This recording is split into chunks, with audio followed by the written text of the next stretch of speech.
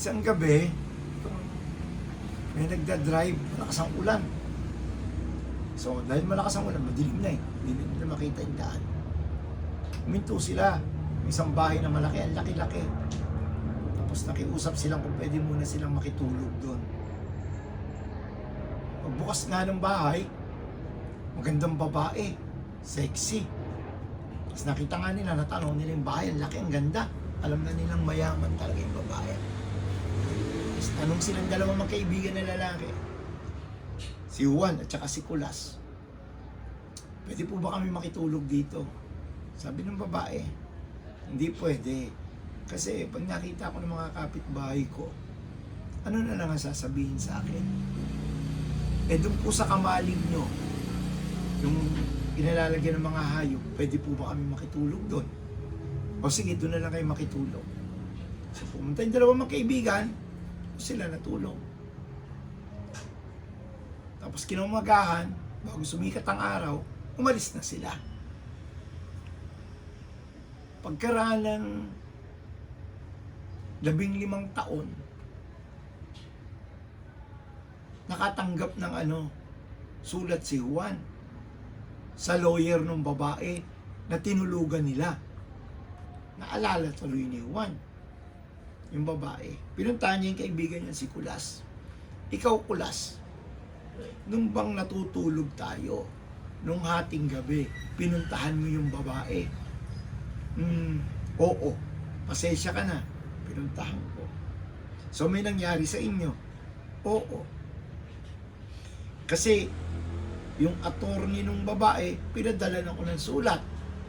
Ngayon, bakit may anak kami? Hindi. Namatay na yung babae. Lahat yung kayamanan niya sa akin niya kasi binigay mong pangalan ko eh. Isang gabi, may nagmumotor matanda, payatot, pumasok sa bar. Ang mga umiinom doon ay puro yung mga hardcore na biker, malalaki katawan. Pasok siya. Sabi niya, anong kailangan nyo rito? Sabi ng bartender, inom ako. So binigay siyang alak. Inom siya. Tingin siya doon sa palibot. So nakita niya na. Ngayon may 3 lalaki, malalaki katawan. Ando sa isang sulok. Hinarap niyang ganun. Sabi ng bartender sa kanya, huwag nyo silang guluhin. Malaking problema nyo dyan. Tignan nyo na lang kung gaano sila kalalaki. At tigasin mo yung mga yan. Ginagawa ko ano yung maisipan yung mga yan. Makialam sa akin. Sabi ng bartender, doon sa bartender ng matanda. Ikaw. Ha? Alam mo, kanina lang,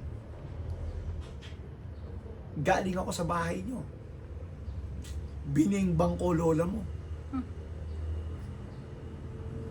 Lo, wag niyong ganunin yan. Puta, may paglalagyan kayo. Parang awa nyo na. Ako naaawa sa inyo.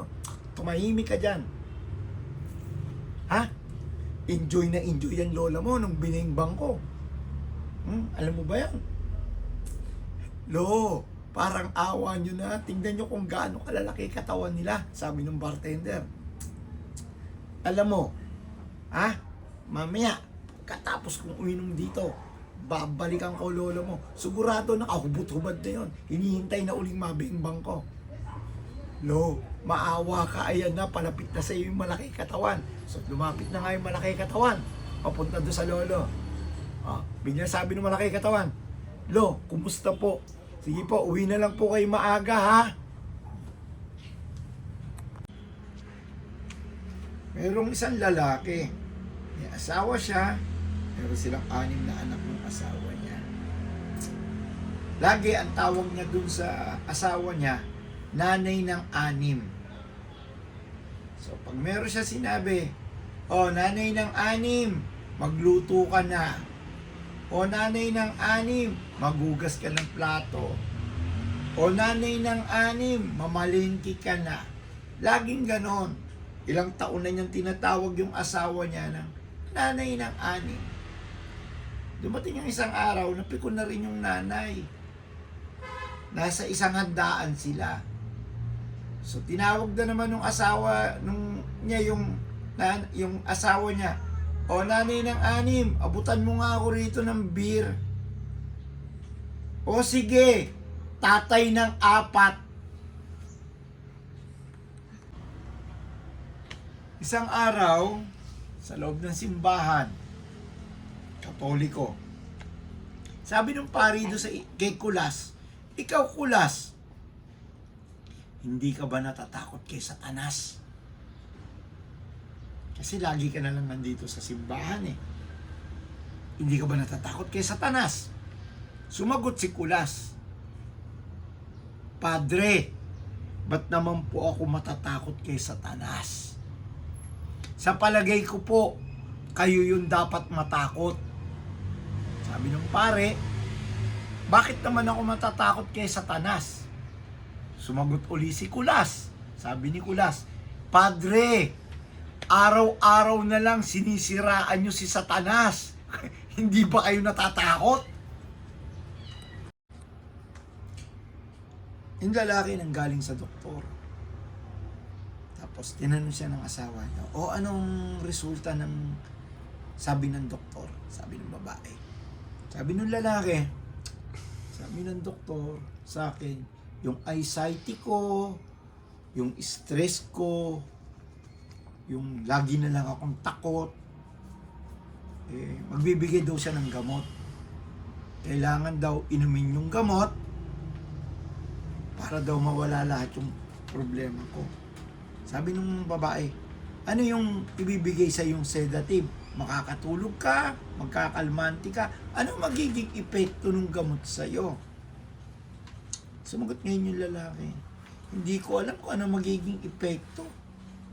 Sabi ng babae, anong klaseng doktor yun? Hindi malalaman kung ano epekto. Hindi naman mag-e-epekto. Sabi ng babae, ano magiging epekto nga sa'yo? Ang sabi sa akin kasi, ipainom ko daw sa'yo yung sedative para maging tahimik daw yung buhay ko. Kada maiinom mo yon, tahimik na yung buhay ko.